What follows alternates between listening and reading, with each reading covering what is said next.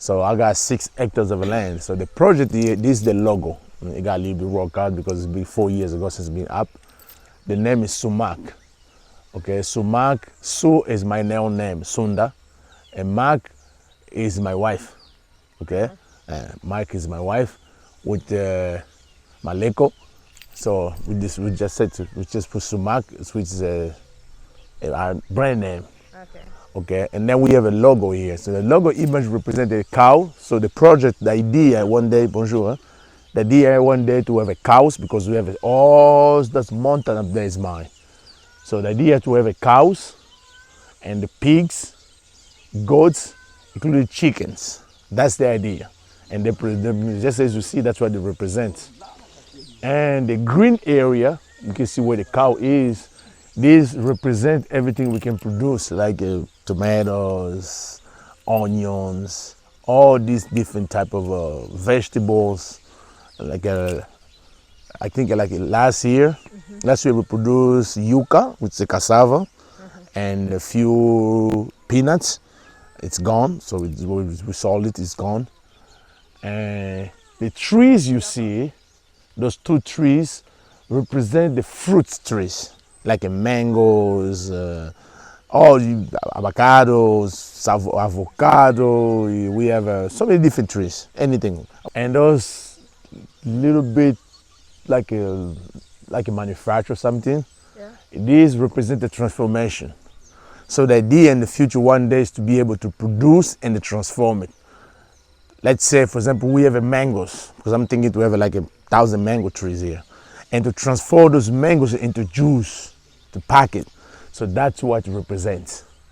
And the goal of it is to feed the image you see over there, the building, to feed the city. So that's hidden behind those names, which says farm, élevage, which is animals, agriculture. So the goal is to take the product from the farm to the cities. That's the message. Okay. So that's why I designed the logo. Okay, awesome. Yeah, that's the farmer. That's my man works here. So he oversees the land when I'm out and coming in back and forth. We have a few yuccas here just for him, for his personal concern. You know what I mean? Just so. The most of the stuff is all the way down there, but if we go down there, we're gonna get wet. But you can see far away from here, see those tanks? Yeah, I see some tanks. That's where the fishes are. And that little house there, that's where the pig stays. That's too wet. If we go down there, we're gonna get all wet because of the rain. So I wasn't expecting a bigger rain like this today. Right now we have like what is already producing, the 55 palm oil trees. And the palm oil trees, yes. We have 55 of them down there, 55 of them. And there's like 35 avocado trees coming up. We have at least 20 mangostan, I don't know how you call it, mangostan, these little fruits, it's coming up. We have safu, I don't know what you call safu. You know safu, right? I've seen it there. You see it? I've seen it in the market. Oh, yes. On that side of the hill? Or Yes, yes, it's that side of the lane. See, all the way up to the hill, on that tree, see that tree up there? Yeah. See, down that tree is my land, all the way up there. So you will go down, up to that land. Oh, and there's a stream? Yes, there's a stream.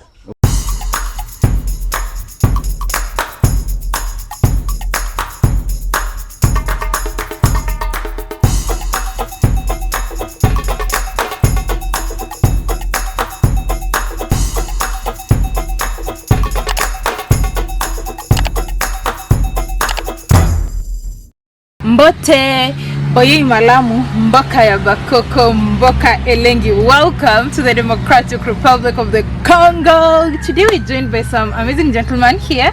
Let's allow him to introduce yourself. Oh yes, my name is Sunda Toko. Yeah, that's pretty much it. I'm living here in Congo after spending like 20 years in America. So now I'm back in Congo again. You know I have an uncle called Sunda. Seriously? Yeah. Oh, here you go. That's why I was trying to say we are on one. People. Yes. What made you come back to Congo? Tell us a little bit about yourself. Living overseas, I decided to come back to Congo. There's so many different there's so many different aspects. The most important thing was, especially, was the racism. I never felt loved and welcome as a human being. It's not like it, because when I was growing up a little bit, I never had a concept of being of a black, of a colonist, to identify someone based on the color. So when I moved to America, I realized that was the first shock.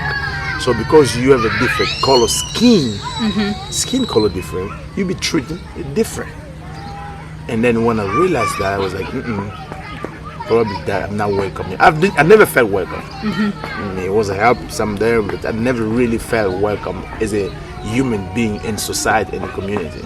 And as you know, America, after I started learning more about African American history, I realized everything I thought was just propaganda from the media. The reality completely different. I have brothers and sisters in America who are having the same struggle as we're having here. I decided, you know what? Maybe instead of asking someone, like Malcolm X said, instead of asking someone to give you something, why not you build something for your own? And we have this big continent. Like Malcolm X said, why are you going to trade an island to the continent? It doesn't make any sense. So we have more opportunity. I decided to come back. So how long were you away? 20 years. 20 years. Yes. So did you have a plan, like, okay, I'm going back to do this, or did you just pack and go and then you figure out everything when you get here? Oh, well, on my case, I started planning this, I think it was 2021 now. I think it was 2018 when I started really realizing that things not going the way I wanted to. And then living paycheck by check by check by check on top of that. It just felt like that's the way life is all about. Life is just was resumed to paying the bill, eat, sleep, and wake up and pay the bill, eat, sleep, and wake up. And it was not a comfortable situation. I started planning. When I started planning, because I'm from this area, I have a few family members, I decided to purchase the land we just saw there. Like 4 years ago, I decided to purchase that land, and I was thinking more on agriculture. I started studying some books from Nigeria and see how the Africans, what they was doing as an agriculture project. And I decided, what? That's be the best thing to do, because everybody have to eat. And Africa, especially Congo, have a very beautiful land. Fertile. Very fertile. You just no idea. So I say, you know what? They have a hungry problem because they don't want to put their hand to work. If we motivate youth down there to put their hand to work, together we can produce a lot to help our own kind instead of waiting for someone else to give you food. That's a big mistake. I decided, then I said, you know what? I get the land. After I get the land, 2 years later, I decided. How easy was it to adjust? Well, saying it's easy, it's not the right word, but like anything in life, you need to put some effort into it. It was not easy, pretty much. Because first of all, the good thing is for me was I know the area pretty much. I was there before, even though it was years, like 30 years ago. I was here, but I know the language. Okay, so I know the language of the town. I'm from myself, Congo people. Not Congo as a Republic Democratic of Congo. Congo as a tribe. Congo as a tribe. Yeah, because the Congo people are in Democratic Republic of Congo, in Angola, in Gabon, in Brazzaville. Yes. Congo people are in all those. All these areas are full of Congo people. Okay, and the language is the same? The language is the same, Kikongo. Okay. Yeah, the language is the same because this was a divided conference. Yeah, the Berlin conference. Whatever it is. Yes. So, but all these regions is Congo people. So me as a Congo man too, I was able to get around easily. I was able to get around people and talk to different people, get some help, do some little things just to make a living. And to the point now, I have the 6 hectares of land, and I'm trying to start working on. I build a project, what I need to do, as you can see. So just need some hands, and anybody can help, anybody's welcome. We have so many stuff here. So I want to be like I decide myself to be like a bridge between African American community, because that's where I spent most of my life in America, like 20 years, a lot of years. So I don't create like a bridge between African American and America for repatriation reason. In Africa. In Africa. My purpose, really what I'm thinking is this, because this land is still their land. I want to try as the best as I can to create the conditions so they can come and together build their own. So talking about farming, so what do you look at in achieving in your farm? Do you look at expanding the hectares? Like, tell us about your farming project. My farming project, especially now that I have a little river comes up, I want to expand those river and to make fishes in there. And beside the fish, I want to start put some pigs in there. Cows probably is gonna be along the way. Yeah. I want to put some pigs in there. Like I was talking to the man who oversees my place. Yeah. To start getting ready, so we want to put some chickens in there. So we have to have some chickens in there, some goats in there, and we can put like a corns, peanuts, cassava. So that's probably I'm gonna start next week. Next week I'll start working on how to get at least 1 hectare of cassava and corns, including peanuts. Okay. Yes. So that's why from that point, the goal is to reach the point of transformation.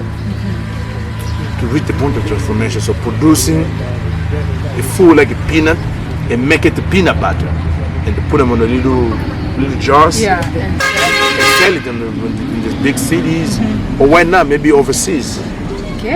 Okay, and I have a question. You talked about being wanting to be a bridge between the African Americans and the continent, right? Yes. So, do you think it is easy for an African American who probably does not know maybe like a cousin, at least you know some cousin, do you think it's easier for them to maybe decide to relocate to Congo? Or how can you help if somebody is interested? Like I said, it's not gonna be, I can't say it's easy, especially for African Americans. The one thing probably the reason is the language. Yeah. Probably they're gonna be like uncomfortable because you don't understand what people say in terms of language. I know 2 African Americans, one in Victoire, or the ones Beaumarchais. I know 2 of them. They they came over here not through me but through other people's. They decided to open up a club. They own a club. Where's the club? The club is in Beaumarchais. Beaumarchais is where? In city? At the city? We're gonna pass by that. Not really in the city. You know where Willery is? Yeah, I know Willery, roundabout. If you go Willery all the way close to the, like you going to the Congo River, there's a club where they say the owner of that club is in African America. Oh wow! Yeah, you need to tell him now. He's been here for 7 years now, so they probably learned the language. He's speaking Lingala already. Wow. You not even figured it out. Even myself, I did not know until one. I think I was stopped one day and I was talking over the phone, and I was talking to someone. I think I was talking to my friend in America on WhatsApp, and we were talking, speaking in English. And then he came to me and said, "What's up, man?" I was like, "How you doing?" I said, "Where you from?" I said, "Well, I'm from here." I said, "Well," and then I said, "What about you?" He said, "I'm from Brooklyn." I said, "Brooklyn?" Then we start laughing and start talking, and then he started telling me, "Oh, this is my club." That's So pretty much gave me all the history. That's awesome. Yeah, I don't know where he's in, but he goes back and forth sometime in America, but he's tried to establish himself here. Oh, that's awesome. Yeah, it's not many, but those 2 I know them because I met them. But for your question, for the African American to move in Congo, it can be hard and it can be easier, depending what you want to do and how you're gonna get here. It can be both ways. It can be easier, easier in the sense of for America to come to Congo, you don't suffer too much to get a visa like in other countries. They get it on arrival? No, they get it right there in the embassy and it's easy. Okay. Or you can't even send it. You don't even want to go into the embassy sometimes. Just put them in the mail, send it, and they send you back. Oh, you wow. get a visa. So it's so simple for you to get a visa. For you to come into the airport, it's so easy to get in. They let you in, no problem whatsoever. Soon you get in, probably the first situation probably gonna be a communication. You need to find a translator. Because most people, this is a Belgian colony, so people speak French. Yeah. They don't really speak English. So you need to look around, see who speak English to be able to help you have to translate it. That part's gonna be a struggle. That's the only part. But when it comes to the other side, like in businesses and do anything works in Congo. Any business work, any type of business. I don't even know which business doesn't work yet. Because just look at the Chinese. Look at the Lebanese, look at the Indian, look at the Pakistanis. Yeah, I've noticed a lot of a couple. I don't know if it's the street I was in town. The shops were Lebanese shops. All over Kinshasa is there. They come here, they don't speak Lingala, they spend the time, they learn Lingala, they open the shop, they're making the money. It's just, anything works. And those people are really taking advantage of our people. Because our people do not know any better. They don't know any better. I know a guy who sold his land to an Indian guy just to get the money to go to America. Because he doesn't know any better. He just look at America via TVs and propagandas and celebrities and things. That's the kind of life he's going to live. He doesn't know any better. But those people, they know better. But they don't want to tell anybody. It's not their business to tell anybody. They don't want to tell anybody. That's why we need to come over here and wake the minds up. Work together with them. They need the help, but they really need the help. But don't come to Congo with the mindset of looking for a job. No, it's not jobs. Come to America for a mindset to create the jobs. By the way, that's where you get more money. That's where you get richer anyway. Yeah, creating job creation. Yes. So talking about that, what opportunities do you think exist here in Congo for someone who's looking at relocating to Congo? What opportunities are there for them that they can invest in? Agriculture is one of them, like I'm doing right now. Agriculture is one of them. Transportation is another one, because I'm involved in two. So those two areas is a high demand. Transportation, you see people running after the car just to get in. Oh yeah, I've experienced that. I've experienced that, and sometimes like we were four of us and we're trying to get a tuk-tuk. By the time we're getting, other people have jumped from the other side. Exactly. So now we have to alight or convince them that all of us have to go together. Exactly. And sometimes you have to walk. Yeah, there's no transport to work at all. Yeah. There's our time we had to walk for like an hour. Sometimes because 2 hours. We waited, we didn't get. So we walked for an hour, got a place, sat and ate, and then because it was later, a couple of hours later, so we were actually able to get a means of transport. That's why I say transportation is a high demand, is a big business. It's really, if you invest in transportation, you'll never fail. That's why you're always gonna succeed. Agriculture, you're always going to succeed. People will always eat. Always eat. Sometimes in the beginning I was asking myself, but where all this cassava is going? And you see a truck full of cassava, in a matter of hours it's gone. And the people still asking for, say, what? All this truck is gone and the people still asking for food? Do you think, because Congo is the largest country in sub-Saharan Africa. Yes. Second largest, that is in landmass, second largest in the whole of Africa, and I think about 11th or 13th in the whole world. Yes. And it has a lot of fertile land, like just look, everywhere. So do you think that maybe people don't want to farm because I was conducting some interviews, street interviews, and then some people mentioned about shortage of food, like there are people who don't have food, and you're mentioning in China. Yes. So do you think that they are actually, is it that the people don't want to farm? Well, I cannot say really people they don't want to farm, Or maybe but people don't have a knowledge. They don't understand. Okay, how to properly farm. I had, for example, myself, I do not really into farming. I did not really know much about farming. So because I speak English, I speak English and I speak French. That's a good point for me in my case. So when I came in, I was like, man, I was a struggle with my farm. I said I didn't know something. When I decided to take some classes. Oh, you went back to school? I went back to school. Yeah. Oh wow. I did like it was not too much of school, but it was like a 4-month training, extended training. Yeah. But it was in French. In farming only. So that where I got more wide knowledge, opened up myself. That's huge. I was like, oh my God, I got involved myself from something way bigger than I thought. Way bigger than I thought. This training helped me a lot to understand. So actually one has to take the initiative. Exactly. They don't want to take the initiative. Don't do guesswork, go learn. You don't take the initiative. Yeah. Because for example, where I was living in, I was living for one of my boys from here, never went nowhere. And when I found out that I can take some classes, I told him, I said, you know what? You can go along with me, take some classes, and I'll pay for it. I'll pay the classes fee, the cool books and everything. I'll pay for it. You know what he told me? No, I don't have no time for that. This thing is...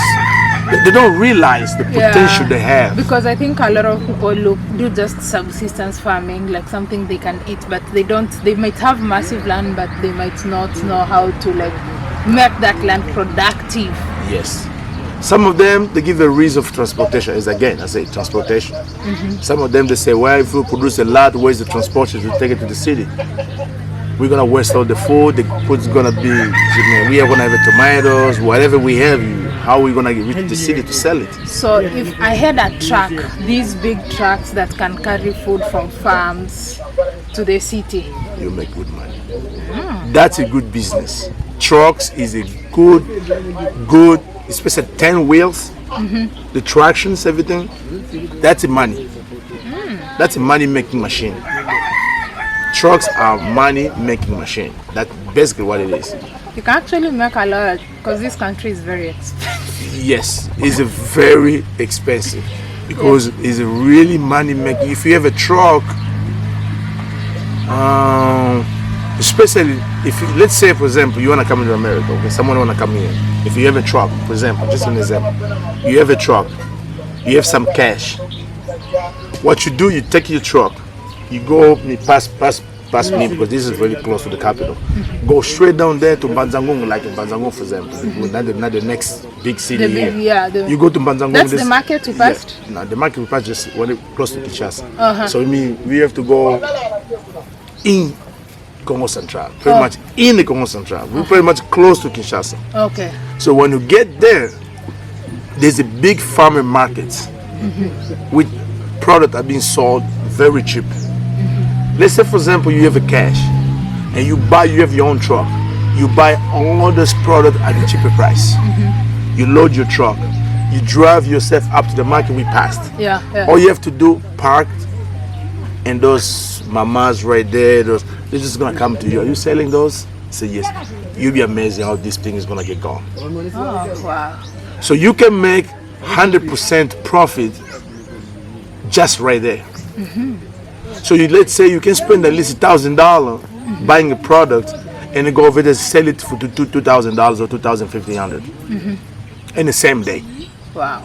So you can make it like $1,000 in one day. Every day? Every day. Wow, that's $30,000 a month. Yes, you can make that if you have a condition like a truck. You can make it $30,000 every month, no problem.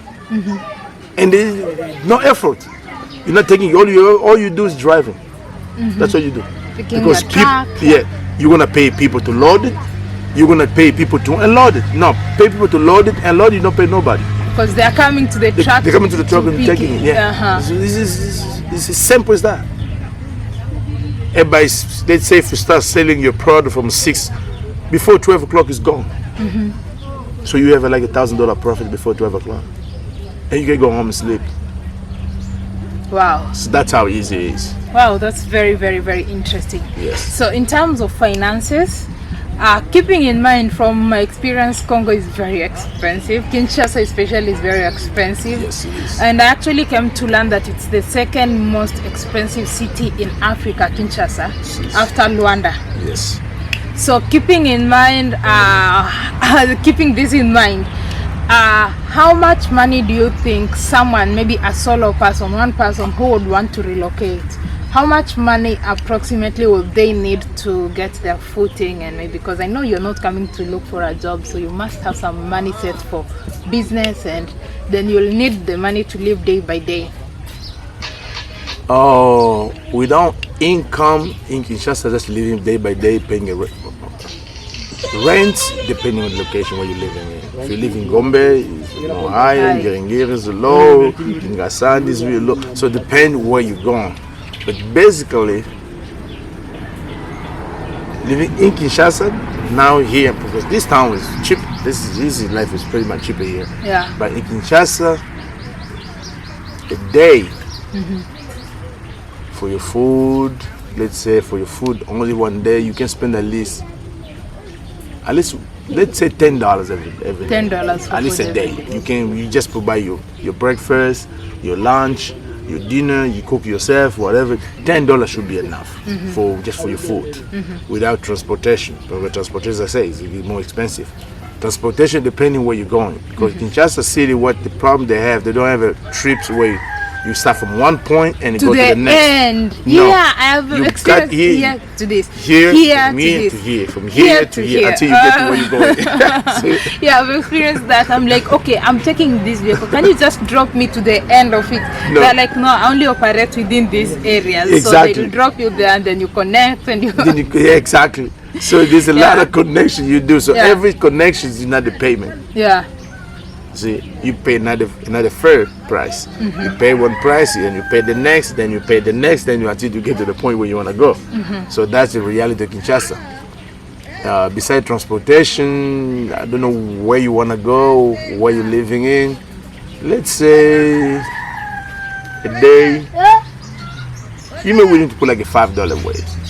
$5 a day. Yes. Away for transportation. transportation. Yeah. They were 10,000 francs. It's easier because you can some place you can get a motorcycle, some place you can get a Tuk-tuk, taxi, or bus, yeah. all this.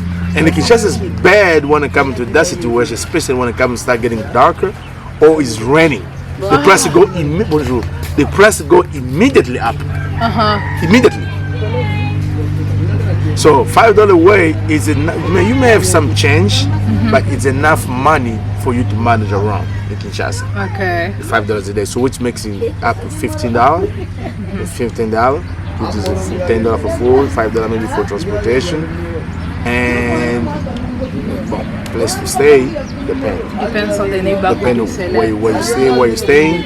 Is a 2-bedroom, is a 1-bedroom, is a 1-bedroom, Location. 2-bedroom, location, a nice place, electricity, running water, all this makes it different. But Kinshasa can be very expensive depending where you go, because we have a $5,000 apartment in Kinshasa. But that's very luxurious areas, like in Gombe, in that area, like what they call Cité de de Fleuve. Wow. Cité de Fleuve. You look at the water, it's attractive. You see in the truck, another truck with food. Yeah, see that? Yeah. So that's what it is. So Cité de Fleuve, if you want to live in Cité de Fleuve, is nice. It's a very luxury. You look like someone living like in America, I can say. Hamptons. Yeah, Hamptons, maybe close to Miami, stuff, because you're looking at water, Congo River. It's very nice. It's really, very nice. All the conditions are there. All the fitness rooms and everything is in there. But just look at the price. Yeah, you have to pay higher for You have that. to pay high. You can pay up to $5,000 a month. There's a place you can pay $2,000 a month. At the same time, there's a place you can pay $100 a month. Depending on the neighborhood. Depending on the neighborhood. You may not like the neighborhood. There's a place you can pay $20 a month. 20. Yes, but there's no running water, No electricity. no electricity. No panel, no snail. So you go, I learned of panel and snail. yes, Rigid is all, so electricity is gone, water is none, the road, access road is difficult.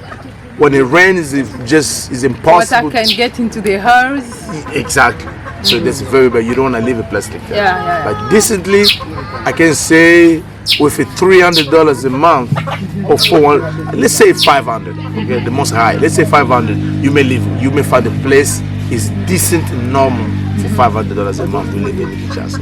Well, it is just you just need to come and see and then look at the opportunity. Congo is a place where nothing is really built. Everything is being built from ground up. Even real estate, any sectors, agriculture sectors. You can see it. Look how much land, how many farms you see here. Just look at the land. Massive land, very few people farming. Why? They don't know. They don't know any better. They think that's not good. They think working the land is a bad thing. But at the same time, they take a breakfast and lunch and dinner, which coming from the agriculture, from the farm. So it's people they don't know. People they've been struggle for so long. Colonial from Belgium, then come only 5 years ago the other president, then came another, then they come another, then they come another. It's just being so people being so brainwashed, so confused. Everything's foreign, is good. It's a lot of things involved just for people to be the way they are today. Okay. Thank you so much. I appreciate your time and contribution. So, if someone wanted to reach out to you, how can they find you? Well, if people want to reach out to me, I have a YouTube channel, even though it's not clean yet. I'll put a link. I don't spend too much time on it, but I have a YouTube channel. And just put on Facebook, it can be Kiatoko. You'll find me easily. Like KIATOKO. You'll find me or in the phone number. Just on WhatsApp. Cool. So you'll give me all those details I'll put in the description. Yes. Thank you so much for your time, and thank you so much for showing me around the area. This is Central, Congo Central. This is not in Kinshasa actually. No. The specific area that we are in and your family is located is? Yes. So this is out of Kinshasa is the Congo Central Province. The town is called Kasangulu. But the village where we are today is called Kibonga. All right. So thank you so much. Make sure you like, share, and subscribe. And until next time, bye. Bye. It's bye. Bye. Yeah, bye. Like you say in Congolese, bye. Yeah, bye. Mutikala malamu, tumunani. Tumnani. Yeah, like you see you. See you, tumnani. In Kiswahili is tuonane, so it's almost the same. So yeah. Tumunani, tuonani. Tuonane in Kiswahili. Oh, the same thing? Yeah.